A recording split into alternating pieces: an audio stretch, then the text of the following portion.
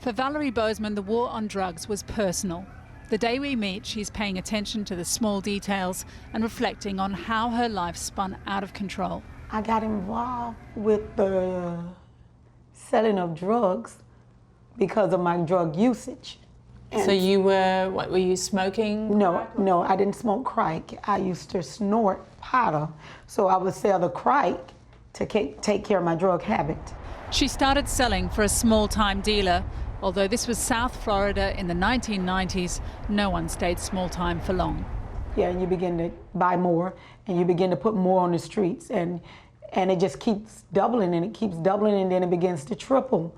And before you look up, you're making easy $100,000. Cocaine has now spread to virtually every segment of American society. South Florida was the funnel through which the drugs flowed from Central America into the United States. Yeah, that's me. Valerie never denied the small part she played, but the political reaction to the crack epidemic created a system of mandatory sentencing that took punishment to a new level. Let us rededicate ourselves today to restoring the sense of right and wrong that built our country, and to make it safe, not in words, but in fact. In fact, the tough-on-crime regime, coupled with mandatory sentences, spawned this. In 1985, America's federal prison population was just over 36,000. By 1995, it had more than doubled to nearly 86,000. There were fewer than 10,000 sentences for drug-related offences in 1985.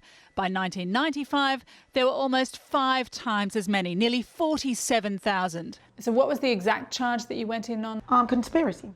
Today, for conspiracy to distribute crack cocaine, she might have served 10 years, but not in 1995, when the sentencing matrix added Valerie Bozeman's prior convictions with her refusal to testify against her co-accused, and came up with a life sentence without parole.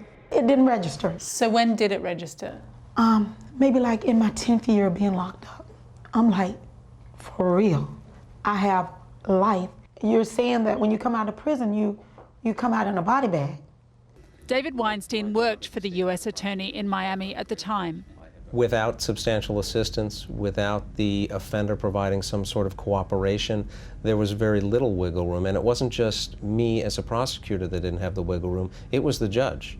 These were guideline sentences that were mandated that they had to be imposed. Last year, the Department of Justice finally decreed that such older, stringent punishments were out of line with today's laws and erode confidence in the criminal justice system.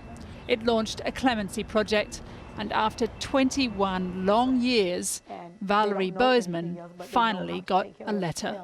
I haven't heard from an attorney or the courts. For years by that stage, years and over years. 10 years. Over 10 years, and I get this letter, and when I get the letter, I'm like, oh my God. And it was Michael Caruso, my attorney. Yes. Yeah. He said, your judge came and spoke with me and asked me to file a clemency for you. So it had troubled her all that time? All that time.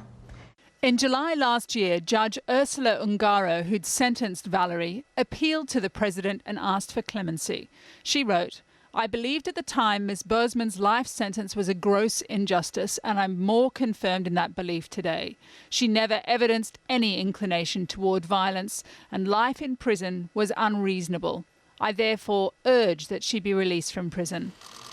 If you include Valerie Bozeman, the president has now granted clemency to more than 70 non-violent drug offenders serving draconian sentences. We have to reconsider whether 20-year, 30-year life sentences for nonviolent crimes is the best way for us to solve these problems. In line with that effort to restore fairness and reduce overcrowding, this week thousands of prisoners were released early based on a review of the old sentencing guidelines. Is that an acknowledgement that back then those laws went too far? It is. I think it's an acknowledgement that the hammer we were using was too big a hammer, and that unfortunately a large number of people got caught up. After so long caught up in the prison system, Valerie Bozeman is still coming to terms with freedom. She's working, studying, and fighting to rebuild relationships she lost. She admits it's tougher being out than she expected. When you're out here, you're looking for that same structure. You know, you're looking for somebody to take you and hug you and say, hey, I love you, and be genuine with it. You don't find that sense of hope that much out here. So the fight's not over for you, is it? No, it's not. It just begun. But I'm going to fight, and I'm going to win.